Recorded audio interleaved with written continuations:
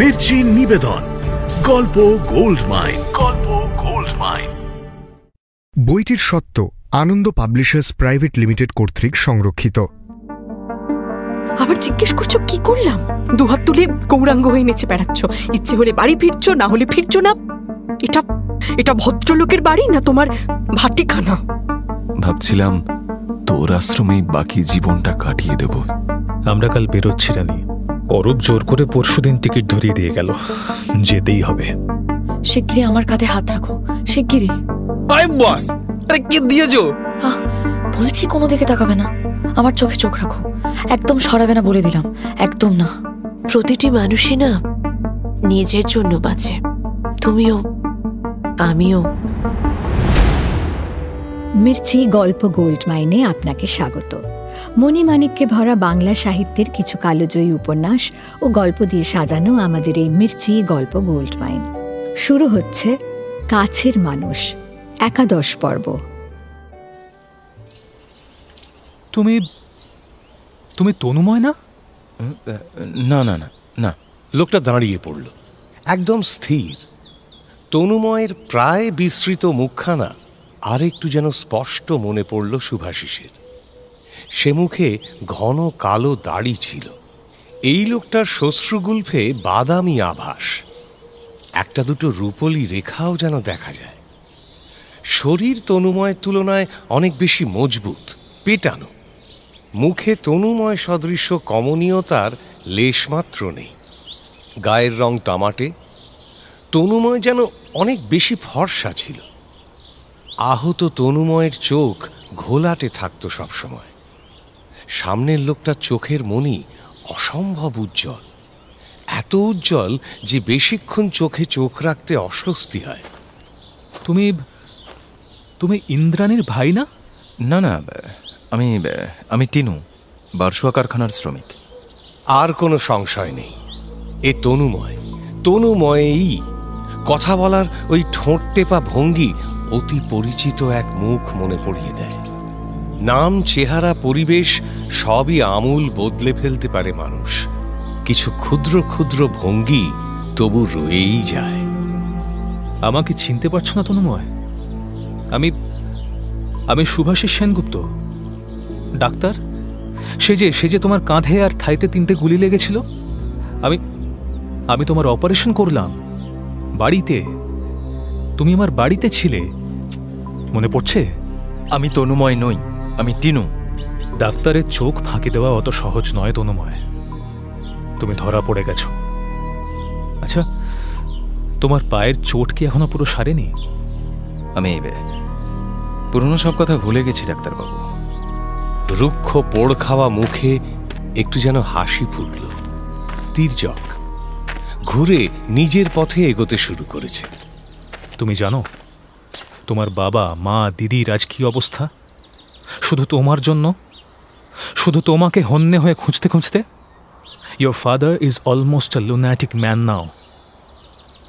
তনুময়, তনুময়, তনুময়, যেও না, শোনো। না না, আমার সময় নেই ডাক্তারবাবু, এক্ষুনি কারখানার ভোঁ বাজবে। পায়ে চলা পথ ধরে ওপরে উঠে গেল তনুময়। গেস্ট হাউস পেরিয়ে মিলিয়ে যাচ্ছে। অদ্ভুত এক ছটফটানি নিয়ে ফিরল শুভাশিস। বারান্দায় বেতের চেয়ার পাতা আছে। বসল কিংকর্তব্য বিমূঢ়। চিন্তা মুখে সিগারেট ধরাল। তনুময়কে কি তার জোর করে আটকানো উচিত ছিল? কেন পারল না?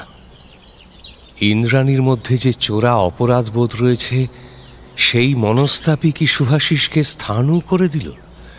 মনে মনে যতই ইন্দ্রাণীকে উপহাস করুক, হৃদয়ের গভীরতম প্রদেশে শুভাশিসও কি একই অপরাধবোধের অংশীদার নয়? একটা ক্রোধ ক্ষীণভাবে গজরাচ্ছিল শুভাশিসের ভেতরে। এই ছেলেটার জন্যই তার জীবনের গতিপথ সোজা হতে গিয়েও বেঁকে চুরে গেছে। সে যে আজ এক আদ্যন্ত অসুখী মানুষ, তার পরোক্ষ কারণও কি ওই তনুময় নয়? তনুময় আজ তার ওপর ফেটে পড়তে পারত, বোঝাপড়া চাইতে পারত। তা না করে শুধু উপেক্ষা দেখিয়ে চলে গেল কেন? কেনই বা তনুময়ের এই স্বেচ্ছা নির্বাসন? বাবা মায়ের কথাতেও তনুময়ের তেমন কোনো প্রতিক্রিয়া হলো না কেন? না, তনুময়কে ছেড়ে দিলে চলবে না, খোঁজ নিতেই হবে। কি ভেবে উঠে পড়ল শুভাশিস। গেস্ট হাউসের কিচেনে গেল। মশলা বাড়ছে বিজয়, রান্না চড়াবে। তাকে দেখেই সসম্ভ্রমে উঠে দাঁড়িয়েছে বিজয়। স্যার, আপনি চা দিব? না, শোনো, তোমার সঙ্গে একটা কথা ছিল। বলুন স্যার। তুমি টিনু বলে লোকটাকে চেনো? হ্যাঁ স্যার, খুবই চিনি। এখানে মাঝে মাঝে তো আসে। ডিউটি থেকে ফেরার পথে এসে গল্প করে, গান শোনায়। এই কদিনই যা। টিনু থাকে কোথায়? এ তো কাছেই স্যার, এর নিচে যে মজুরদের লাইন আছে ওইখানে। ও আচ্ছা, টিনু লোক কেমন?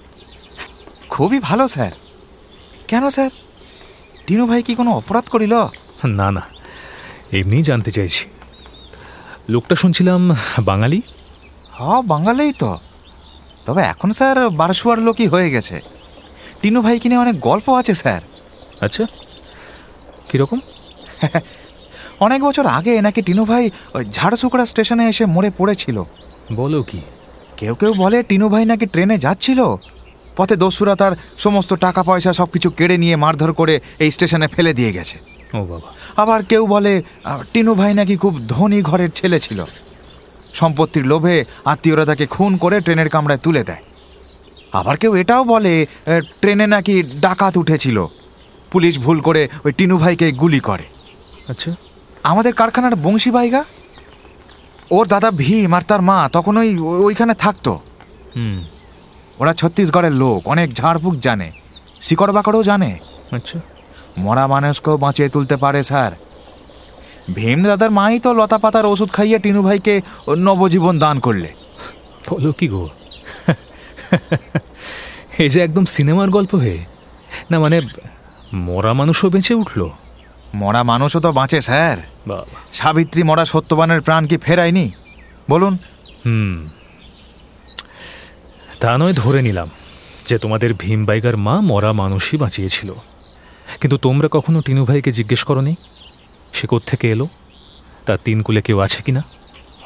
সে কত করেছি, উত্তরে কিছু বলে না, শুধু হাসে। বলে পুনর্জন্ম পেয়েছি, আগের জন্মের কথা মনে থাকবে কি করে।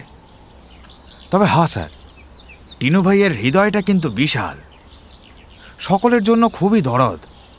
ঘরে ঘরে গিয়ে সবার খোঁজ করে। আপনি এই আশেপাশের গ্রামে খোঁজ নিন, শুনবেন বিপদে আপদে টিনু ভাই ঠিক তাদের পাশে আছে। কার অসুখ করলো, কার ঘরের চালা ভাঙলো, কোথায় ভাইয়ে ভাইয়ে মারামারি লাগলো, কে কোথায় দরখাস্ত লিখবে, কাকে চিঠি লিখে দিতে হবে, সব কাজে টিনু ভাই হাজির। এখানকার কতজন যে টিনু ভাইয়ের কাছে সাহায্য পায় স্যার, বুদ্ধি পায়, উপকার পায়। আচ্ছা স্যার, টিনু ভাইকে এখানে আসতে বলবো? আপনি একবার কথা বলবেন? না না, থাকবে। যদি পথে দেখা হয় তো আমি নিজেই তোমাদের ওই টিনু ভাইয়ের সঙ্গে কথা বলবো। হ্যাঁ স্যার। দুপুরে খেয়ে উঠে বিছানায় গড়াচ্ছিল শুভাশিস। বাইরের রোদ এখন বেশ চড়া, তবে চোরা একটা ঠান্ডা বাতাসও বইছে। অলস আমেজে চোখ জুড়িয়ে আসে। ঘুমোলে রক্ষে নেই, সারা বিকেল গা ম্যাজ ম্যাজ করবে, অথচ চোখ খুলে রাখাও ভারী কঠিন এখন। ঘুম তাড়াতে শুভাশিস উঠে এলো বারান্দায়। মনের ভেতর একটা সূক্ষ্ম আলোড়ন চলছে তার, চলছেই। তনুময়ের সন্ধান যখন একবার পাওয়া গেছে, তখন যে করে হোক তাকে কলকাতায় ফিরিয়ে নিয়ে যেতেই হবে। জীবনে একটি বারের জন্য ইন্দ্রাণীকে যদি অকৃত্রিম আনন্দ দিতে পারে, সে কি শুভাশিসের কম সৌভাগ্য? ইন্দ্রাণী সত্যিই খুশি হবে তো? যে বেদনার সঙ্গে হৃদয়ের একটা নিঃশব্দ বোঝাপড়া হয়ে যায়, নির্মিত হয় এক নতুন ভারসাম্য, তাকে বিঘ্নিত করাও কি এক ধরনের ঝুঁকি নেওয়া নয়? খবরটা শুনে ইন্দ্রাণীর বাবা মায়ের স্ট্রোক ফোক না হয়ে যায়। কি গো, কি ভাবছো? কই কিছু না তো। না বললেই হলো। সকাল থেকে দেখছি তোমার মুখ চোখ কেমন হয়ে আছে। অত সুন্দর মুরগিটা রেঁধেছিল, খুঁটে খুঁটে খেলে। এমনি বোর লাগছে। টোটোর কথা ভাবছো? না, ওই কালকে ট্যুরটার কথা ভাবছিলাম আর কি। তোমার আবার শরীর ফরির না খারাপ হয়, পরশু ফেরা, তার উপর কাল অতটা জার্নি হবে। কিচ্ছু হবে না, আমি এখন 200% ফিট। এই শোনো, আমাদের কিন্তু খুব অন্যায় হচ্ছে জানো। মিস্টার রানারে আমাদের জন্য এত কিছু করছেন, আমরা কিছুই রিটার্ন দিতে পারলাম না। আমি তো ওদের কলকাতায় ইনভাইট করেইছি, তখন যত খুশি হসপিটালিটি দেখিও। সে তো তখনকার কথা, শালিনীর কাছে আমাদের কিন্তু খুব নিন্দে হবে জানো। তো কি করতে হবে শুনি? আচ্ছা, কাল মিসেস রানারে একা খাবার করে নিয়ে যাবেন কেন? আমরাও তো কিছু নিয়ে যেতে পারি, বেশি কিছু নয়, এই ধরো কলা, ডিম সেদ্ধ, শসা, টমেটো দিয়ে ভেজিটেবল স্যান্ডউইচ। এখানে টমেটো সস পাওয়া যাবে না? আচ্ছা, তার মানে বিকেলে আমাকে একবার বাজারে যেতে হবে, তাই তো? প্লিজ। মাথা নাড়ল শুভাশিস। যাবে। বিকেলে এই মুক্তিটুকু তার বড় জরুরি ছিল। লেবার লাইন খুঁজে পেতে খুব অসুবিধে হলো না। ছোট্ট টিলার পায়ের কাছে বারশুয়া কারখানার মজুরদের বসতি।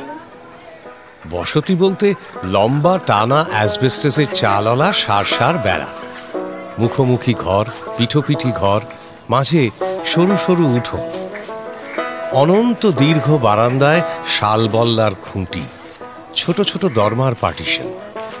নোংরা উঠোনে একপাল বাচ্চা কিচমিচ করছে। দুর্গন্ধময় নালার ধারে নির্ভাবনায় ঘুরছে মুরগির ছানা। এদিকে সেদিকে শুয়োর, কুকুর, বিড়াল। খানিক আগে সকালের শিফট শেষ হয়েছে। দলে দলে পুরুষ ফিরছে পাড়ায়। তাদের হাঁকডাক আর মেয়ে, শিশু, জন্তুদের কলরবে মুখর হয়ে আছে গোটা এলাকা।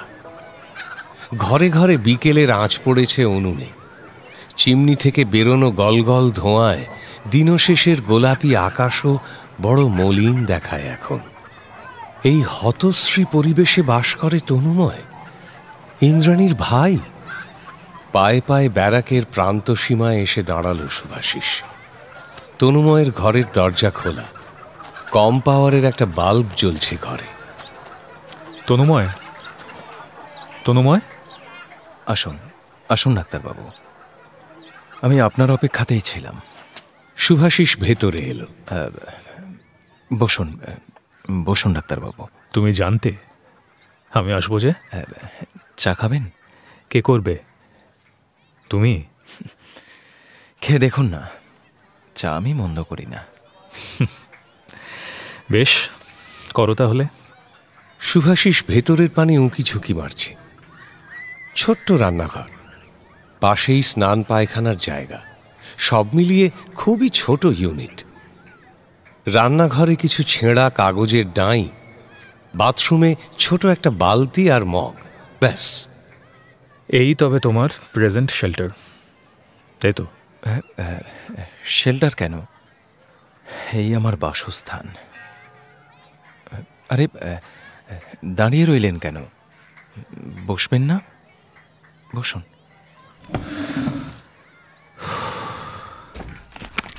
চলবে?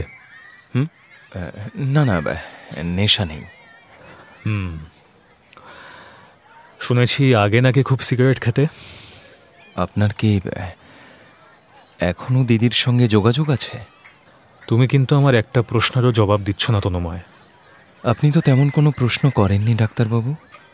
তোমার এখানে থাকাটাই তো প্রশ্ন তনুময়। কেন তুমি চলে এলে? কেনই বা ফিরলে না? কেন বছরের পর বছর লুকিয়ে আছো? তোমার কি কিছুই বলার নেই? তনুময় শুভাশিসের দিকে কাপ বাড়িয়ে দিল। এই যে নিন। দেখুন তো চিনি ঠিক হয়েছে কিনা। তুমি কিন্তু আমাকে এড়িয়ে যাচ্ছ তনুময়। আপনার কি ধারণা আমি এমন কিছু করেছি যার জন্য আপনাকে এড়িয়ে যাব? তোমার বাবা মাকে এই যে দগ্ধে দগ্ধে মেরেছ, তার জন্য তোমার এতটুকু অনুশোচনা নেই? কলকাতা ছাড়ার অনেক আগে থেকেই তো বাবা মার চোখে আমি মৃত ছিলাম ডাক্তারবাবু। যেদিন থেকে পার্টির কাজে নেমেছিলাম সেদিন থেকেই তো আমি। বাবা মার চোখে মৃত থাকা আর সত্যি সত্যি মরে যাওয়া দুটো এক নয় তনুময়। তুমি যে বেঁচে আছো এই খবরটুকু তাদের দিতে তোমার কি অসুবিধে ছিল? তাহলে তো আমায় ফিরতে হতো। না হয় নাই ফিরতে, ঠিকানা না হয় নাই জানাতে। সেও তো এক ধরনের ফেরাই ডাক্তারবাবু। পিছুটান মানেই তো দোটানা। আহ, এসব নাটকের কথা ছাড়ো। সত্যি বলো তো, বাবা মা দিদি এদের কারোর জন্য তোমার তোমার কখনো মন কেমন করেনি? সত্যিটা শুনতে আপনার ভালো লাগবে না ডাক্তারবাবু, সত্যিই আমার কারুর জন্য মন কেমন করে না। প্রথম প্রথম হয়তো করতো, কিন্তু এখন আর না। বিশ্বাস করুন, সেই জীবনটা এখন আমার সম্পূর্ণ অর্থহীন মনে হয় ডাক্তারবাবু। আমি, আমার পারিপার্শ্বিক অবস্থা, আমার বাবা মা বন্ধু বান্ধব সকলেই। আশ্চর্য। অবাক হওয়ার কিছু নেই ডাক্তারবাবু। একবার সেই সময়টার কথা ভাবুন তো। ৭১-এর শেষের দিক থেকে আমাদের পার্টি ছত্রখান হতে শুরু করেছে। আমরা তখন অণুপরমাণুর মতো ভেঙে যাচ্ছি। রোজ নতুন নতুন মত আসছে, রোজ শ্রেণী শত্রুর সংজ্ঞা বদলে যাচ্ছে। আজকে ট্রাফিক পুলিশ আমাদের শ্রেণী শত্রু, কালকে কাবুলিওয়ালা, পরশু হয়তো পাথরের ওই স্ট্যাচু। সজল দীপেনরা ৩ দিন আগে আমাদের সঙ্গে ছিল, কালকে তারা ভিন্ন গোষ্ঠীর। আজ রবীন সুরজিৎ প্রখর বিপ্লবী, পরের দিন তারাই আবার প্রতি বিপ্লবী। আমরা কে কার সঙ্গে আছি, একসঙ্গে আছি কি নেই তাও বোধহয় ভালো করে জানি না। আমরা তখন শুধুই এক একটা কোড, প্রত্যেকে চিৎকার করছি, দেশের জনগণের 4টেই শত্রু: সাম্রাজ্যবাদ, সোভিয়েত সংশোধনবাদ, ফিউডালিজম আর আমলাতান্ত্রিক মুৎসুদ্দির পুঁজিবাদ। অথচ অতি প্রাথমিক কথাও তখন আমরা একেবারে ভুলে গেছি। জলের মধ্যে যেভাবে মাছ মিশে থাকে, ঠিক সেভাবে জনগণের মধ্যে মিশে থাকে বিপ্লবী। ঘাসের মধ্যে পিঁপড়ের মতো সমাজে লুকিয়ে থাকে জনযোদ্ধা। আর এই সহজ কথাগুলো আমাদের আর মনে নেই। ১৫০টা যোদ্ধার মেরে থাকলে ৭৫টা ট্রাফিক কনস্টেবল মেরেছে। একটা ছাপোষা কনস্টেবল, যার সাকুল্যে মাইনে তখন ১১২ টাকা। আরে সে যদি শুধুমাত্র রাষ্ট্রশক্তির অংশ বলেই শ্রেণীশত্রু বনে যায়, তবে তো কারখানার মজুররাও শ্রেণীশত্রু। কারণ তারাই তো পুঁজিবাদী সিস্টেমটাকে টিকিয়ে রেখেছে, মুনাফা করতে সাহায্য করছে তারাই, তাই না ডাক্তারবাবু? পার্টির ডিসিশনে তখন কিছু মারাত্মক ভুল ছিল, এটা ঠিক। তবে তোমার মজুরদের উপমাটা বোধহয় ঠিক হলো না তনুময়। মুনাফা আর মজুরদের সংঘর্ষই হলো বিপ্লব। মজুররা মুনাফার অংশ নয়।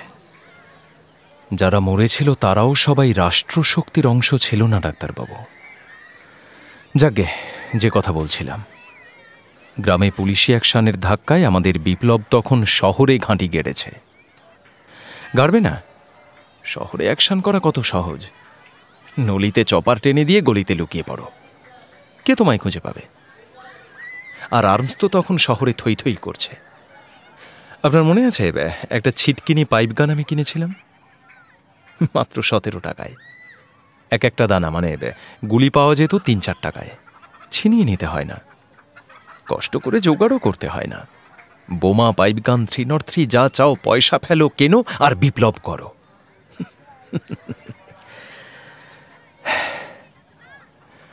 আপনার নিশ্চয়ই মনে আছে আমাকে কি অবস্থায় আপনার কাছে নিয়ে যাওয়া হয়েছিল, মনে আছে? মনে আছে। তুমি প্রফিউজলি ব্লিড করছিলে। আচ্ছা, কারা মেরেছিল আমাকে জানেন? তাও জানি, দ্য লুম্পেন্স, যারা পার্টিতে ইনফিলট্রেট করেছিল। কি হলো, হাসছো যে? আজ 18 বছর দূরে বসে তাদেরকে লুম্পেন্স বলা খুব সহজ ডাক্তারবাবু, কিন্তু সেদিন আমরা লুম্পেন্স আর কমরেডদের তফাৎ পর্যন্ত বুঝতে পারিনি। কেন পারিনি? কেন অনুমান করতে পারিনি যে আমাদের মধ্যেই আসলে রাষ্ট্রশক্তির চর ঢুকে পড়েছে? কারণ কি জানেন, দীর্ঘস্থায়ী লড়াইয়ের জন্য আমাদের তো কোনো প্রস্তুতিই ছিল না। আমাদের মধ্যে কে বিপ্লবী, কে খুনি, কে ছ্যাঁচড় বোঝার সুযোগটা কোথায়? দোষটা আসলে আমাদের, না ওই লুম্পেনদের নয়। একটা আইডিয়ার জন্য লড়াই করতে গিয়ে চারিদিকে এত অবিশ্বাস, এত সন্দেহ, এত পাগলা কুকুরের মতো দশা। না ডাক্তারবাবু, রাষ্ট্রশক্তি যে ক্যান্সারের জীবাণুর থেকেও মারাত্মক হয়ে আমাদের ভেতর ধ্বংস করে দিতে পারে, সে বোধটুকু সেদিন আমাদের ছিল না। অতএব শেষ হয়ে যাওয়াই ছিল আমাদের নিয়তি, যে কোনো ফর্মে শেষ হয়ে যাওয়া। আর এই অনুভূতিটা আমাদের কাছে, মানে আমরা যারা আদর্শটাকে জান প্রাণ দিয়ে মানতাম, তাদের কাছে কি যন্ত্রণাদায়ক তা আপনি বুঝতে পারবেন না ডাক্তারবাবু। রোজ রোজ খতমের লিস্ট বানানো হচ্ছে, কে বানাচ্ছে তাও জানি না, কেন বানানো হচ্ছে তাও জানি না। শুধু খতম দেখে শিহরিত হচ্ছে, বদলা নেওয়ার জন্য রক্ত একেবারে টকবক টকবক করে ফুটছে। আর এই সময় দলে তো লুম্পেন ঢুকবেই, আর তখন তো তারা আমাদের থেকেও চড়া বিপ্লবী। আর আমরা যখন চোর চোর ভেঙে চুরে একেবারে শেষ হয়ে যাচ্ছি, তখন তাদের আসল দাঁত বেরিয়ে গেল। আরে রাতের পর রাত যে দেবদাসের সঙ্গে আমি এক বিছানায় কাটিয়েছি, সেই দেবদাসই নাকি পুলিশের খোঁচড় হয়ে গেল। টের পেয়ে পালানোর চেষ্টা করতে ওই দেবদাসী, এরপর কি আর বাঁচার ইচ্ছে থাকে ডাক্তারবাবু? মনে হয় না তখন নিজের সমাজকে, বাবা মাকে খুব নিষ্ঠুরভাবে ঠকিয়েছি? আর ইচ্ছে করে তখন ফিরে যেতে। শোনো তনুময়, তুমি যেসব যুক্তি দিচ্ছ তার অনেকটা কাছাকাছি যুক্তি দিয়ে আমি পার্টি ছেড়েছি। তফাৎ একটাই, তোমার বছর 3 আগে কোন দিকে ব্যাপারটা যাচ্ছে আমি অনেক আগেই তা আন্দাজ করেছিলাম। তোমার দিদি তার জন্য এখনো আমাকে রেনিগেট বলে। ও, তাহলে আমার অনুমানটাই ঠিক। আপনি এখনো দিদির সঙ্গে? তনুময়, আমি তোমার দিদিকে খুব ভালোবাসি, তার বিয়ের আগে থেকেই। পার্টির কাজে নিজেকে ডেডিকেট করতে চেয়েছিলাম, আর ইন দ্য মিন টাইম তোমার দিদির বিয়েটাও হয়ে গেল। তারপর তো বিপ্লবও হলো না, আর তোমার দিদিকে কিন্তু তুমি ভুল বুঝেছিলে Tanumoy. She is pure, innocent. যা ঘটেছিল তা ভালোবাসার টানেই। আপনি কি আমাকে কোনো পুরনো ঘটনা মনে করিয়ে দিতে চাইছেন ডাক্তারবাবু? হ্যাঁ, আপনাদের দেখে আমি খুব আহত হয়েছিলাম বটে। আপনার বাড়ি থেকে সেই রাত্রে বেরিয়ে পড়ার কারণও একটা ওটাই। পরে ভেবে দেখেছি কাজটা খুবই ছেলেমানুষি হয়েছিল, ভীষণ ছেলেমানুষি। আসলে তখনও আমার ভেতরে মধ্যবিত্ত মূল্যবোধগুলো তো 16 আনাই রয়ে গেছে। আবার এমনও হতে পারে যে আমার মধ্যে পালানোর ইচ্ছেটা ছিল, আর মধ্যবিত্ত মনটা একটা বোকা বোকা বাহানা খুঁজে নিল তখন। আর ওই মধ্যবিত্ত মানসিকতা না থাকলে আপনার সঙ্গে দিদির সম্পর্কটা বৈধ না অবৈধ তা ভেবে আমি কেন মাথা খারাপ করব? হয়তো তোমার নীতিবোধে লেগেছিল। আরে সেই নীতিবোধটাই তো ভণ্ডামি ডাক্তারবাবু, মধ্যবিত্ত চেতনা থেকে উঠে আসা বুড়বুড়ি। ওই মধ্যবিত্ত আবেগই তো আমাকে বিপ্লবের পথে ঠেলে দিয়েছিল। ওই মধ্যবিত্ত আবেগই আমাদের লড়াইয়ের সর্বনাশ করেছে ডাক্তারবাবু। ওই যে না, বাবা আমাকে ইন্সপায়ার করেনি, বরং বাবাকে দেখে আমার ঘেন্না হতো। একটা মানুষ, সে সবসময় ভয়ে কাঁপছে। অফিসে কর্তাদের ভয়ে থরথর, বাজারে দোকানদাররা চোখ রাঙালে কুঁকড়ে যায়, ডাক্তারের ভয়, উকিলের ভয়, পুলিশের আতঙ্ক, আবার তার মধ্যেই একটা ইচ্ছে ঘাপটি মেরে আছে। ছেলে ইঞ্জিনিয়ার হলে দুনিয়াকে দেখিয়ে দেবে ধীরাজবাবু কম বড় কেউ কেটা নয়। এই যে কেন্ন সুলভ মানসিকতা, এটাই আমাকে তাড়িয়ে নিয়ে বেড়াতো। মনে হতো যে সমাজ এই ধরনের মানুষ তৈরি করে, সেই সমাজটা ছারখার হয়ে যাওয়াই ভালো। এও তো তোমার মধ্যবিত্ত সুলভ ভাবনা তনুময়। খ্যাপামি। বটেই তো, বটেই তো। এই ভাবনা থেকে নৈরাজ্যবাদ আসতে পারে, সন্ত্রাসবাদ আসতে পারে, কিন্তু বিপ্লব, ঘৃণা থেকে কি কিছু আমূল বদলানো যায় ডাক্তারবাবু? পুঁথির বিদ্যে থেকে মনের জ্বর কতটা কাটে? এতই যখন বুঝেছ, তখন বাড়ি ফিরলে না কেন? ফিরে নর্মাল লাইফ লিড করতে, চাকরি বাকরি করতে, অনেকেই যেমন করছে, বুড়ো বাবা মা দেখাশোনা করতে। ও জীবন তো আমি অনেক আগেই বাতিল করে দিয়েছি ডাক্তারবাবু। এই জীবনে কি তুমি চেয়েছিলে? এখানে আমি খারাপ আছি আপনি ভাবছেন কেন? বালির মধ্যে মুখ গুজে থাকা জীবনে কি তোমার পছন্দ? Why don't you face the world Tanumoy? ও, যেমন আপনারা করছেন। আমি কিন্তু নিজের কাছে নিজেকে লুকিয়ে রাখি না তনুময়।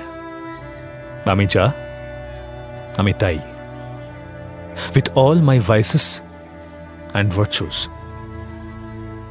আমিও তো নিজেকে লুকোই না ডাক্তারবাবু। আমি তো পার্টিতে যোগ দেওয়ার আগেই ঠিক করে ফেলেছিলাম আমি জীবনে কি চাই এবং কেন চাই। হ্যাঁ, হতে পারে আমাদের বিপ্লবটা মিথ্যে হয়ে গেছে, কিন্তু আমাদের স্বপ্নটা মিথ্যে ছিল না ডাক্তারবাবু। শয়ে শয়ে যে ছেলেগুলোকে মেরে ফেলা হলো, দিনের পর দিন যারা জেলে পচলো, যারা কানা খোঁড়া নুলো হয়ে বেরোলো, তাদের ভেতরেও তো সেই স্বপ্নটারই উদ্দীপনা কাজ করছিল ডাক্তারবাবু। হ্যাঁ, পথে ভুল থাকতে পারে, কিন্তু লক্ষ্যটা তো ভুল ছিল না আমাদের। সমাজটা পচে গলে গেছে, কথা আগেও মানতাম, এখন আরো বেশি করে মানে, আর মানি বলেই এই জীবনটা আজ আমি বেছে নিয়েছি ডাক্তারবাবু।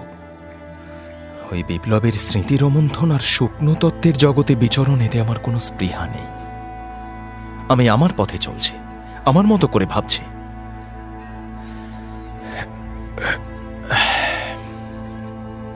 হ্যাঁ, একটা কথার সার আমি বুঝে গেছি ডাক্তারবাবু। আমাদের এই মধ্যবিত্ত মানসিকতা দিয়ে সমাজ পাল্টানোর স্বপ্ন দেখা যায়, হল্লা খুনোখুনিতে মেতে ওঠা যায়, গরম গরম বক্তৃতা দিয়ে মানুষের রক্তে আগুন ধরিয়ে দেওয়া যায়, কিন্তু এই যাদের জন্য বিপ্লব চাই তাদের জন্য কিছুই করা যায় না ডাক্তারবাবু, কিচ্ছু না। তার মানে তুমি এখান থেকেই বিপ্লব করছো, তাই তো? আমার অত শক্তি কোথায় ডাক্তারবাবু? আমি শুধু নিজেকে তৈরি করতে চাইছি। আপনি তো জানেন না আমি কিভাবে এখানে এসে পৌঁছেছি। কিছু কিছু বোধহয় জানি। তুমি তো এখানকার লোকাল মিথ। মরে গেছিলে, ভীমবাইগার মা তোমায় নতুন প্রাণ দিয়েছে। ঠাট্টা করছেন? না না, যা শুনেছি তাই বলছি। আমারও তাই বিশ্বাস। নতুন জীবনটা পেয়ে শুধু আমার একটাই চিন্তা ছিল। জানেন, খুব ভাবতাম কোথায় ভুল ছিল আমাদের। তখন ওই মধ্যবিত্ত আবেগগুলোর কথা মনে আসত, এই যেগুলোর কথা এতক্ষণ আপনাকে বলছিলাম আর কি। তখনই আমি ঠিক করলাম আগে নিজের শ্রেণী বদলাতে হবে। সেই চেষ্টাই করছি, করে যাচ্ছি এখনো। তাদের সঙ্গেই আমার ওঠা বসা, তাদের সুখেও যেমন আছে, দুঃখেও আছে। আমাদের এই বর্ষুয়া কারখানায় অনেক আদিবাসী আছে, মুন্ডা, ওরাও, হো, সাঁওতাল, নানান প্রদেশের লোকও আছে, ওড়িয়া, বিহারি, মধ্যপ্রদেশী, তেলেঙ্গি। আসলে কি জানেন ডাক্তারবাবু, এই খনিতেই আমি একটা ছোট্টখাট্ট ভারতবর্ষকে দেখতে পাই। এত বছর তো এখানে রইলে, নিজেকে পুরোপুরি ডিসক্লোজ করতে পেরেছ তো? ভেবেছিলাম পেরেছি, কিন্তু এখন বুঝতে পারছি পারিনি। যদি পারতাম তাহলে কি আর আপনাকে দেখে দুর্বল হয়ে পড়তাম, নাকি আপনার স্ত্রীর সঙ্গে যেচে আলাপ করে আপনার খোঁজ খবর নিতাম? নিজের ওপর রাগ হচ্ছে এখন। তোমার বাবা কিন্তু আর বেশি দিন বাঁচবেন না তনুময়। যাবে না তাদের কাছে? রাত হয়ে যাচ্ছে ডাক্তারবাবু, এখন আর এই জঙ্গলের পথ ধরবেন না, এই বাঁধানো রাস্তা দিয়ে সোজা চলে যান, ওটাই আপনার জন্য ভালো হবে। আমি কিভাবে ফিরবো সেটা না হয় আমাকেই ভাবতে দাও। নেমে এসেছি যখন, তখন উঠতেও পারবো। আপনি অযথা আমার ওপর রাগ করছেন। যা হয় না তার জন্য কেন জোর করছেন? সত্যি আমি আমার মধ্যবিত্ত পরিচয়টা মুছে ফেলতে চাই ডাক্তারবাবু, মনে প্রাণে চাই।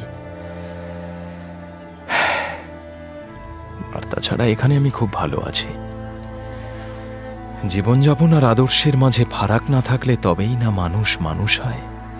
সেই আপনার কি মনে হয় এই ভাবনাটা ভুল ডাক্তারবাবু?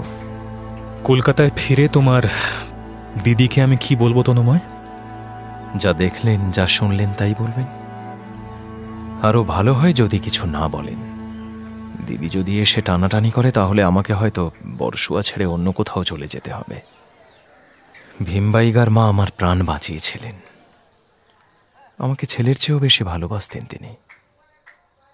তার মায়াতেও আমি বাধা পড়িনি ডাক্তারবাবু। রাত দুপুরে বদ্ধ মাতাল হয়ে গেল শুভাশিস। কনকনে বারান্দায় টলমল হাঁটছে খালি পায়ে। মেঝের শৈত্য চিনচিনে নেশা হয়ে ছড়িয়ে পড়ছে শরীরে। ছন্দা, এই ছন্দা, এই আমার বোতল শেষ। আরেকটা লাগাও, আরেকটা লাগাও। এই, আর খেতে হবে না, 11:30 বাজে, এবার শুয়ে পড়ো তো, কাল আবার সকাল সকাল ওঠা আছে। No, I want more. তোমার ব্যাপারখানা কি বলো তো? হ্যাঁ, সন্ধ্যাবেলা কোথায় না কোথায় চরকি মেরে এলে, এসেই এই বোতল মহাকাব্য শুরু হয়ে গেল।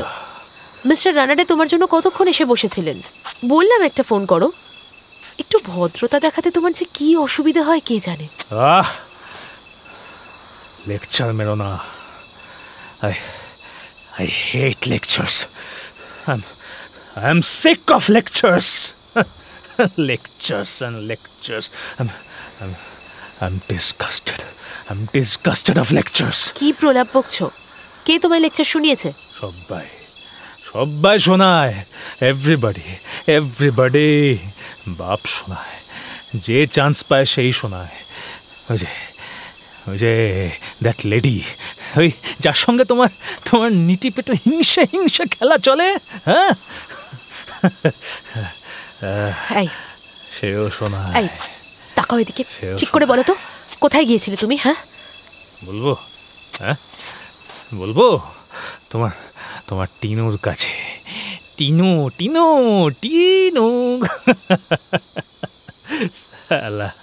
সালা ডি ক্লাসড হতে চায়, হ্যাঁ, মধ্যবিত্ত আইডেন্টিটি ওয়াইপ আউট করে দেবে, হ্যাঁ।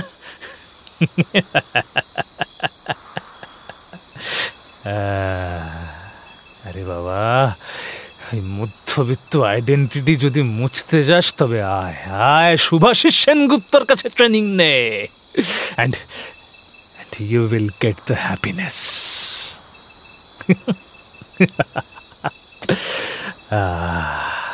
আজব খেলা, আজব খেলা। তনুময় থেকে টিনু, তনুময় থেকে টিনু, বেড়ে খেলা। কি সব বলছো? কি কে তনুময়? হ্যাঁ, কে তনুময় শুনবে? হ্যাঁ বলবো না, তোমাকে তো বলা যাবে না, হে, তোমাকে তো বলা যাবে না। তুমি তাহলে তো আবার ওই কি বলে জানো, ওই কি ডিপ্রেশন। তুমি তাহলে তো আবার ডিপ্রেশনে চলে যাবে। না না না না, তোমাকে আমি আর দুঃখ দেব না, তোমাকে আর আমি দুঃখ দেব না। কখনো না। তুমি হবে পৃথিবীর সব থেকে হ্যাপি ওম্যান, হ্যাপি। আর আমি হব happy to the power infinity. Infinity, with all my vices, with all my virtues, with all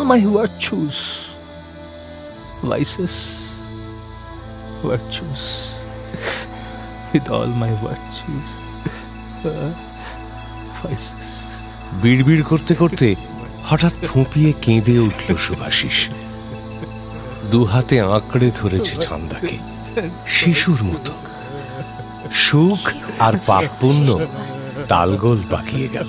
এরকম কেন করছো?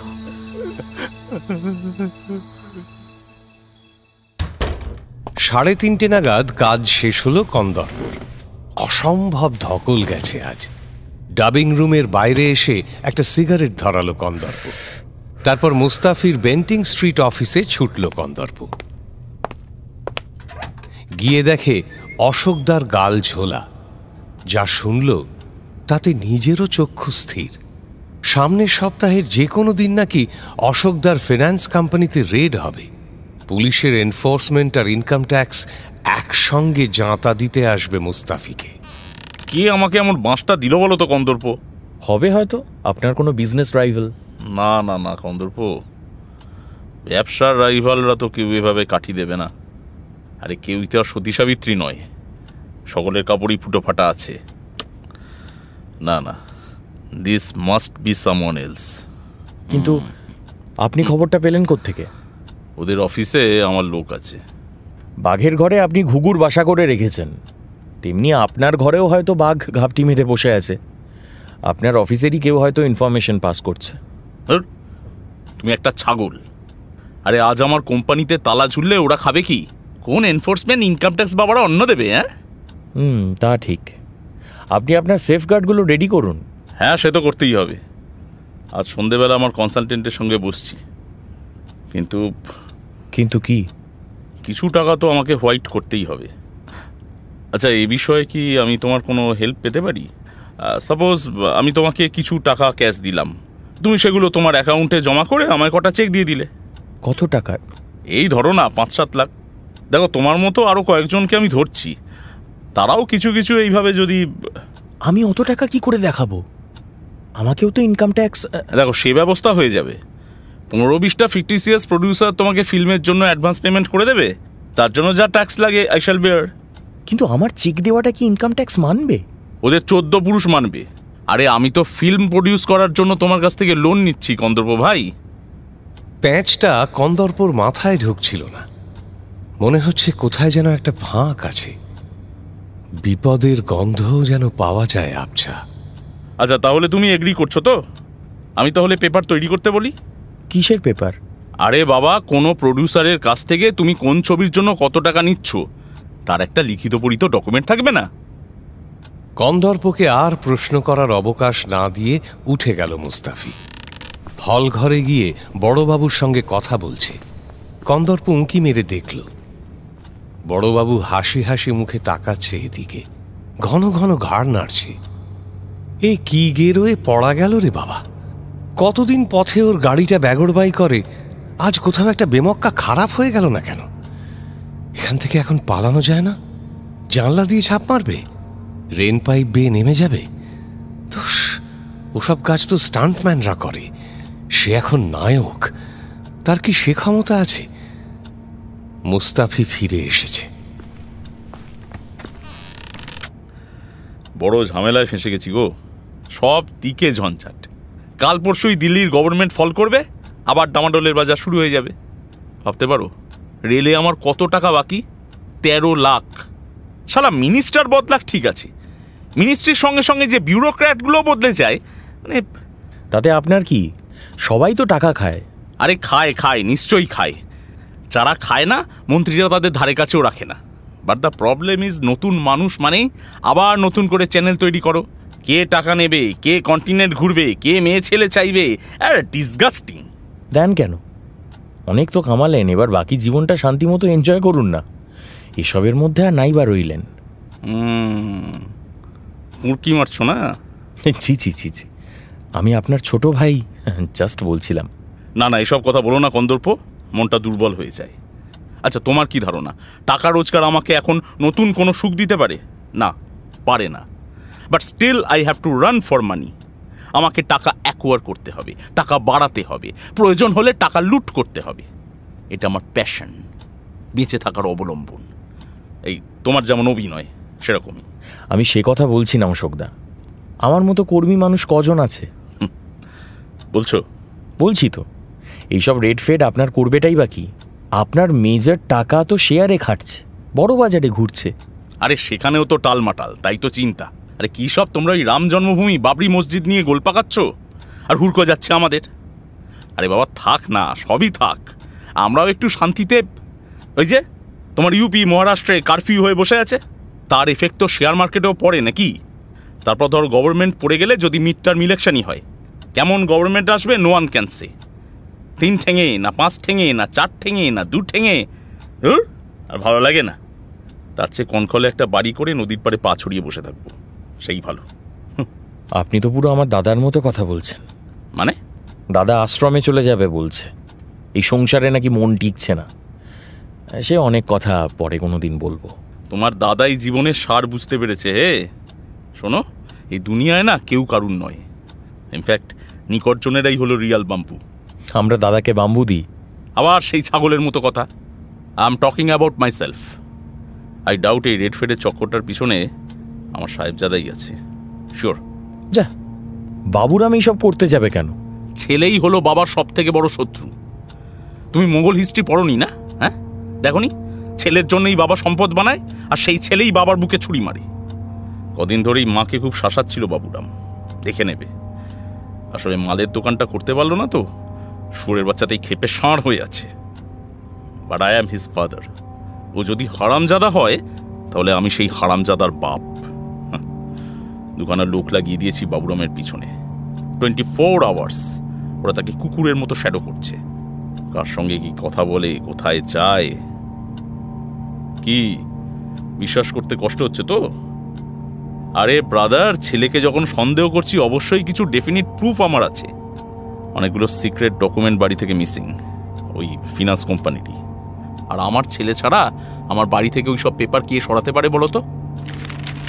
কাগজপত্র এসে গেছে, টাইপ করা, রেভিনিউ স্ট্যাম্প লাগানো। কন্দর্প পড়ল না কিছু, সই করে দিল। একটু বুঝি কাঁপছিল আঙুল, ঘাম ছিল।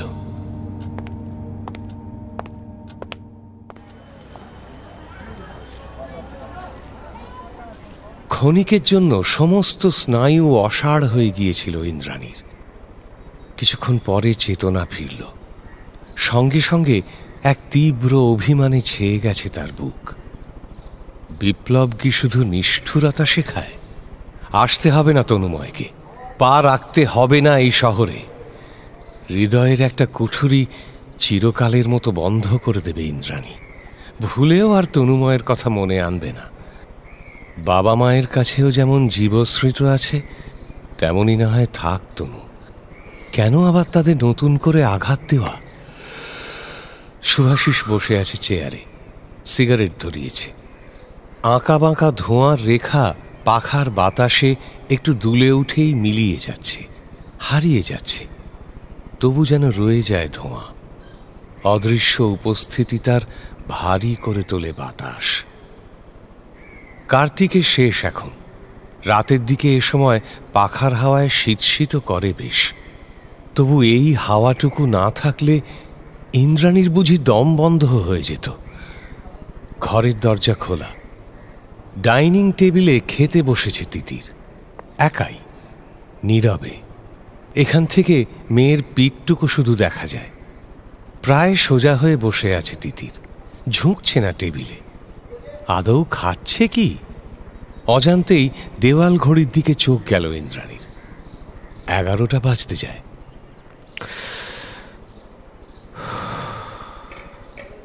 কিছু একটা বলো রানী। কি বলবো? ভাবছোটা কি? ছাড়ো, কিছু না। তুমি বাড়ি যাবে না? আমার বোধ হয় তাকে জোর করে ফিরিয়ে আনা উচিত ছিল। আমাদের চলে আসার দিনও ও গেস্ট হাউসে দেখা করতে এসেছিল। বলেছিল চাইলে ও 2 কলম লিখে দিতে পারে তোমাকে। মানে? বুঝলে না? বিবেকে তাড়ো না।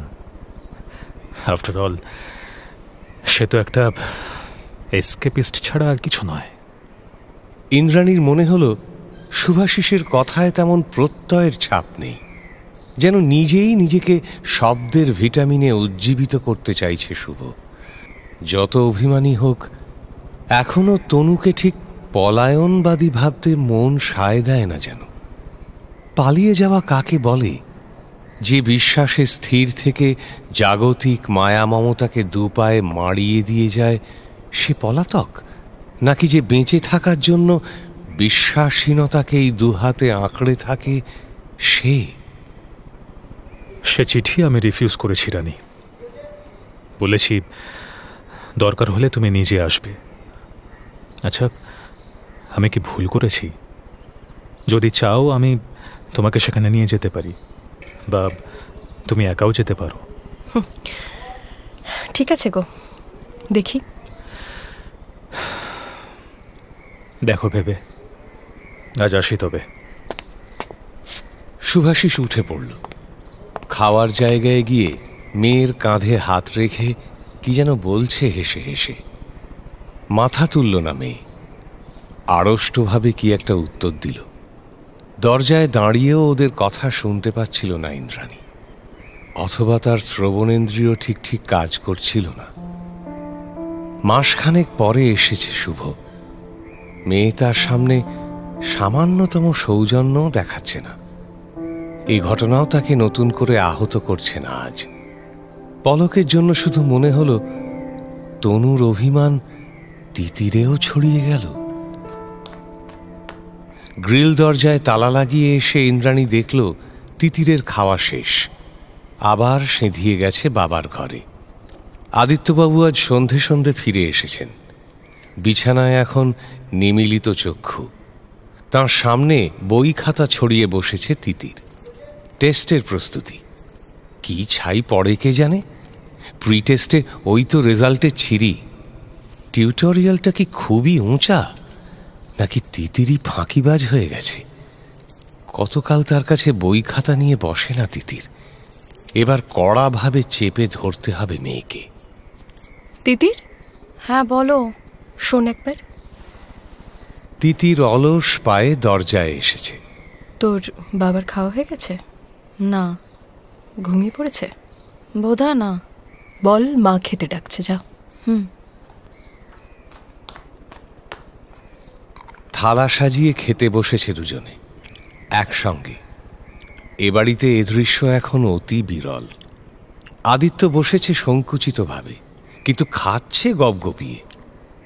ইন্দ্রাণী অনাড়ষ্ট, অথচ তার মুখে কিছু রুচ্ছে না। কপির ডালনায় রুটির টুকরো ডুবিয়ে একটা গেরাস তুলল। মুখে কচকচ ডেলা পাকিয়ে যাচ্ছে রুটি। ঢকঢক করে জল খেয়ে নিল খানিকটা। আদিত্যর নিরুদ্বেগ খাওয়া দেখে ঈর্ষা হচ্ছিল ইন্দ্রাণীর। ওই গা ছাড়া দেওয়া মানুষটা কি সুখী। তা হাজার ওই ছাইপাশ গেলে আসনি যে বড়। আচ্ছা, তুমি না বলেছিলে যে ওই কাশিতে না কোথায় কোন এক সাধুকে দেখে মা খুব আপসেট হয়ে গিয়েছিল? সেই সামলাতেই যা ধকল গেছে বাবা, জ্বর, ডিলিরিয়াম, বাপরে বাপ। আচ্ছা আচ্ছা, ধরো সেদিন যদি ওই সাধুটা সত্যি সত্যি তনু হতো, তাহলে মার কি রিয়াকশন হতো? মানে? আমি কি গ্রিক ল্যাটিন কিছু বলেছি? আশ্চর্য। মানে বলছিলাম, যদি সাধুটা সত্যি সত্যি তনু হতো, সে তো আর মায়ের আঁচল ধরে সুরসুর করে ফিরে আসতো না। তখন মা কি করতো? আমার মনে হয় সেটা খুব খারাপই হতো, জানো। কেন? বারে রবি ঠাকুর পড়নি বুঝি? পেয়ে হারানোর চেয়ে না পাওয়া ঢের ভালো, বুঝলে। রবীন্দ্রনাথ কোথায় এমন উক্তি করেছেন মনে পড়ল না ইন্দ্রাণীর। আমি তো রবীন্দ্রনাথের কথা জানতে চাইনি। তোমার মতামতটা কি সেটা বলো। আমারও একই মত। আমার মত বললে কি তুমি আর মানবে? মানবে না, তাই রবি ঠাকুরের নাম করলাম। আচ্ছা, যদি বাবা ওই পরিস্থিতিতে থাকতো, হ্যাঁ, কি করতো? বাবা, এটা বলা বেজায় শক্ত জানো, কারণ বাবা তো কথাই শুরু করেন র্যাম্পার্টের ওপার থেকে। তাহলে চিন্তা হয়তো গঙ্গার ওপার থেকেই শুরু হবে। বলছি, হঠাৎ আজ তোমার কাশির কথা মনে হলো কেন? হ্যাঁ, না না, এমনি ভাবছিলাম। বলে চুপ করে গেল ইন্দ্রাণী। তনুময়ের কথাটা আদিত্যকে বলতে খুব ইচ্ছে করছিল। একজনকে জানালেও বুকের ভারটা কিছুটা কমে। থাক, শুনেই হয়তো আদিত্য ধেই ধেই নাচতে শুরু করবে, ছুটতে গিয়ে সকালেই খবরটা দিয়ে আসবে বাবা মাকে। যা বুদ্ধি! বলে অবশ্য বারণ করে দিলে হয় শুনবে। এত ভেবেও ইন্দ্রাণী শেষ পর্যন্ত কিছুই বলতে পারল না। দরজা খুলেই উমার মুখের মধুর হাসি। জানতাম তুই আসবি। কি করে জানলে মা? নতুন একটা রান্না করেছি যে, তুই না চাকলে হয়? আচ্ছা বেশ, তা কি রান্না শুনি? ছোলার ডালে পালং দিয়ে, ছানা দিয়ে। আরে ওই যে রাতুলদের বাড়িতে যে বউটা ভাড়া এসেছে, সে তো কাল শিখিয়ে দিয়ে গেল। তোর বাবা তো খেয়ে আঙুল চাটছিল। তাই নাকি? তা বাবা কোথায় গো? এই তো গেল। ও আচ্ছা। ব্যাগ রেখে ইন্দ্রাণী সোজা বাথরুমে চলে গেল। উমার বালতির জল বেশ ঠান্ডা এখন। এতটা পথ রোদে এসে গায়ে মুখে ছেটালে ভারী আরাম হয়। ইন্দ্রাণীর খেতে ইচ্ছে করছিল না। মনে সর্বক্ষণ জগদ্দল পাথর চেপে থাকলে ক্ষুধা তৃষ্ণার বোধ জাগে। তবু ইন্দ্রাণী না করল না। তার খাওয়া শেষ হলে মা নিশ্চিন্তে বিশ্রাম নিতে পারে। ও হরি, তোকে তো আসল খবরটা দেওয়াই হয়নি। আরে আমাদের বাপ্পা একখানা চিঠি দিয়েছে ইংল্যান্ড থেকে।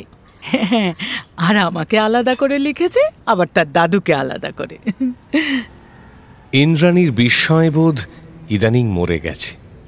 তবু যেন সামান্য নাড়া খেল। বাপ্পার মধ্যে একটা সূক্ষ্ম পরিবর্তন এসেছে। প্রতি চিঠিতেই টের পায় ইন্দ্রাণী। দূরে চলে গিয়ে কি টান বাড়ল বাপ্পার? হয়তো প্রথম প্রথম এমনটাই হয়। দূরে থাকাটা রক্তে মিশে গেলে তনুর মতোই নিষ্পৃহ হয়ে যাবে বাপ্পা।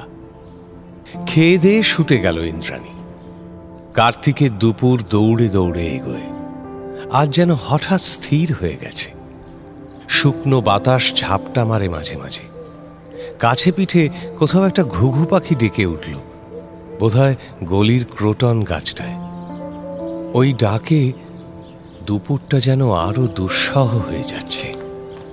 এমা, এ ঘরে তো ফ্যান নেই, এখানে শুলি কেন? না, শুলাম। আমার ফ্যান লাগবে না মা। বাবা, হঠাৎ ভূতের মুখে রাম নাম। তুই তো পারলে পৌষ মাঘেও ফ্যান চালাস। আচ্ছা মা, তুমি এখনো সেই স্বপ্নটা দেখো? কোন স্বপ্ন রে? সেই যে তনু একটা খাকি প্যান্ট শার্ট পরে পাহাড়ি রাস্তায় হাঁটছে। তোর তোর হঠাৎ এই কথা মনে পড়লো কেন? পড়লো বলো না, তুমি দেখো? দেখি, তবে মাঝে মাঝে। এই তো সেদিনই দুপুরে। আচ্ছা মা, যদি যদি তোমার স্বপ্নটা সত্যি হয়ে যায় কেমন লাগবে মা? তা কি কখনো হয়? যদি হয় মা। তুই আমায় নিয়ে ঠাট্টা করছিস? ঠাট্টা নয় মা। আচ্ছা মা, যদি যদি আমি এখন তোমায় বলি যে যে তনু সত্যি বেঁচে আছে, কি? আর সে একটা ওরকমই পাহাড়ি দেশে থাকে, খাকি ইউনিফর্ম পরে চাকরি করতে চায়, জানো জানো খুব হাট্টা কাট্টা চেহারা হয়েছে। চুপ কর, চুপ কর। তুই তুই আমাকে পরীক্ষা করছিস না? না মা, না না মা, আবার কি? মাকে নিয়ে মজা করতে তোর লজ্জা করে না? না মা, মা মা তুমি বোঝার চেষ্টা করো, একটু শান্ত হও না। শোনো শোনো মা, মা তনু, তনুর কথা শোনো কি বলছে। চকিতে উমা কেমন পাগল পারা। ইন্দ্রাণীর একটি কথাও শুনতে রাজি নন, আর চিৎকার করে অভিশাপ দিচ্ছেন মেয়েকে। মাকে শান্ত করার চেষ্টা করে হাল ছেড়ে দিল ইন্দ্রাণী। মাথা নত, বসে আছে স্থাণুবৎ। মায়ের দুঃখ তুই কি করে বুঝবি রে? তোকে তো আর ছেলে মেয়েকে হারাতে হয়নি। ইন্দ্রাণী উঠে দাঁড়াল। পাশের ঘর থেকে ব্যাগ নিয়ে সোজা বেরিয়ে এসেছে রাস্তায়। ঝাঁ ঝাঁ করছে মাথা, চুলের পাশের রগ দুটো ছিঁড়ে পড়তে চাইছে। মায়ের সব কটা কথাই কি প্রলাপোক্তি? রাগের মাথায় মানুষ তো সত্যি কথাই বলে, মনের জমা রাগ উগরে দেয়, নয় কি? মা মেয়ের সম্পর্কের মাঝেও এত নিষ্করুণ রং থাকে। কি জানে, বাড়ি ফিরে ঘর অন্ধকার করে শুয়ে রইল ইন্দ্রাণী। কতক্ষণ ইন্দ্রাণী জানে না। কে বাড়িতে ঢুকছে, কে বেরোচ্ছে, হুঁশ নেই। কখন বিকেল পেরিয়ে সন্ধে এলো, সন্ধে গড়িয়ে রাত, ইন্দ্রাণী জানে না। অস্থির অস্থির লাগছে। তনুর কথাটাও শেষ পর্যন্ত বলা হলো না মা বাবাকে। একদিক দিয়ে ভালোই হলো, মা তার স্বপ্নের তনুময়কে নিয়েই থাক। বাবা খুঁজুক ছেলেকে কাগজ আর টিভির পর্দায়। এও হয়তো এক ধরনের সুখ। যদি কখনো তনু আসেও, তার সঙ্গে বোঝাপড়া হোক বাবা মার। শুধু ইন্দ্রাণী যে কেন বাতাসহীন জালে আটকে গেল, সে মা বাবার পাশে থাকলে তারা কৃতজ্ঞতার ভারে হাঁসফাঁস করবে।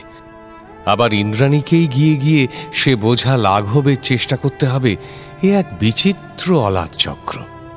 তনুর মৃত্যু সংবাদ এলে কি ছবিটা অন্যরকম হতো?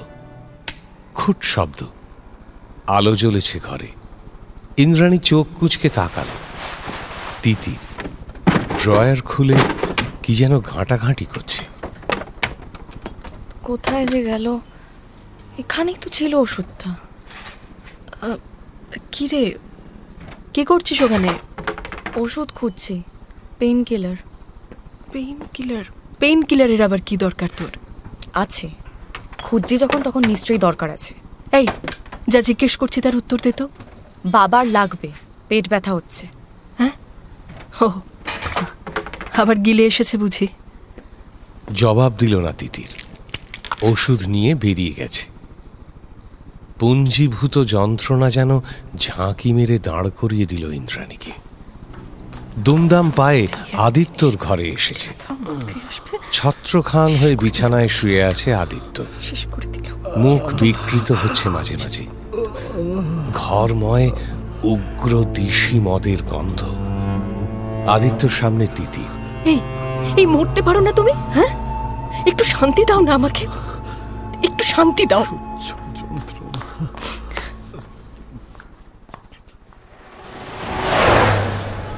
স্কুল থেকে বের হয়ে তিতির শুনল হিয়া হাসপাতালে ভর্তি। প্রথমে ঠিক বুঝে উঠতে পারছিল না যাওয়া উচিত কিনা। অবশেষে দ্বিধাদ্বন্দ্ব ঝেড়ে ফেলে হিয়াকে দেখতে গেল তিতির। নার্সিংহোম খুঁজে পেতে অসুবিধে হলো না। সোজা তিতির 3 তলায় উঠে গেল। কেবিনের পর্দা সরিয়েই অপ্রস্তুত।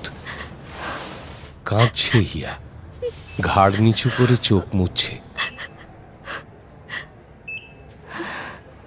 তুই যাক এলি, তবে আমি জানতাম তুই আসবি। ওমা, আসবো না কেন? আগেই আসতাম, খবরটা পেলাম এই পরশু। ও ঝুলনের কাছে? হঠাৎ এমনটা হলো কেন জানি না রে ভাই। পরীক্ষার আগের দিন রাতের থেকেই কি পেন, আগেও ব্যথা হতো মাঝে মাঝে। আমি বাবাকে বলিনি, ভেবেছিলাম বাবা বাবাকে নিয়ে থাকুক আর আমি আমাকে নিয়ে। না কষ্ট পেলামই, কিন্তু কিন্তু সেদিন এমন মাত্রা ছাড়িয়ে গেল। পরে জানতে পারলাম অ্যাপেন্ডিক্স। কতটা কেটেছে পেট? বেশি না, এই 4-5 সেন্টিমিটার। স্টিচ আছে? হ্যাঁ রে, উফ কি যে টান লাগে। কাটবে কবে? কাটবে না রে, এই স্টিচটা শরীরে মিলিয়ে যায়, পরশু ছেড়ে দেবে।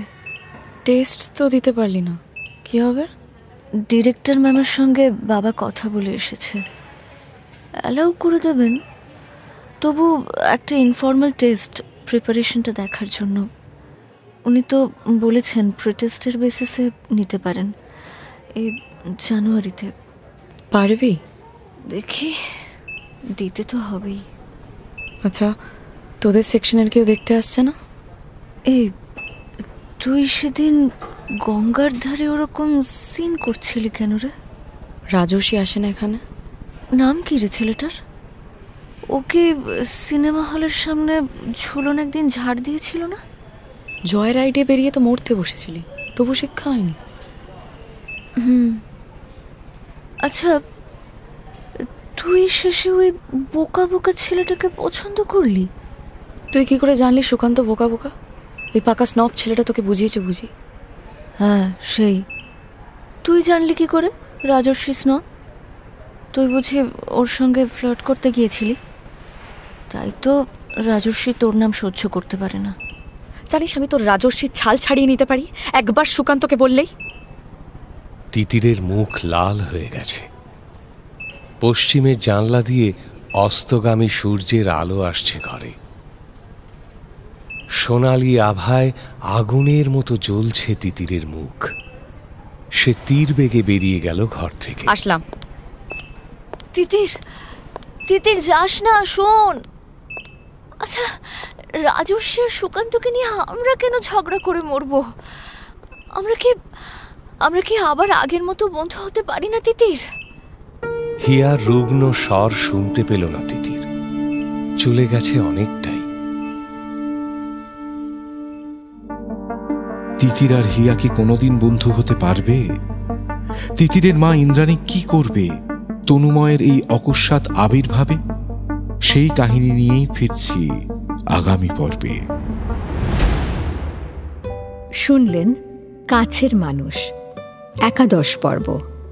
নাট্যরূপ প্রতীক মণ্ডল, গল্প পাঠে শেখর, ইন্দ্রাণী পিয়ালি পাঠক, শুভাশিস প্রসূন দাস, তিতির ডানা, কন্দর্প সায়ন ভট্টাচার্য, সুদীপ অত্রি, আদিত্য অর্ঘ্যমাল্য মাইতি, শিবশঙ্কর সৌভিক গুহ সরকার। অন্যান্য চরিত্রে সুদীপ্ত ঘোষ, সৃজন নাথ, দিতিপ্রিয়া রায়, মলয়, স্পন্দন দাস, সোহম ভৌমিক, সঙ্গে অন্যান্য শিল্পীরা।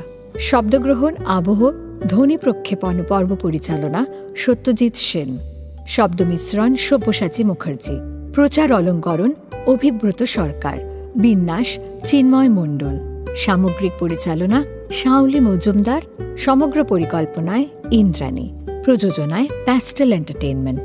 মির্চি গল্প গোল্ড মাইন আপনার জন্য exclusively Mirchi Bangla YouTube channel এবং গানা অ্যাপে।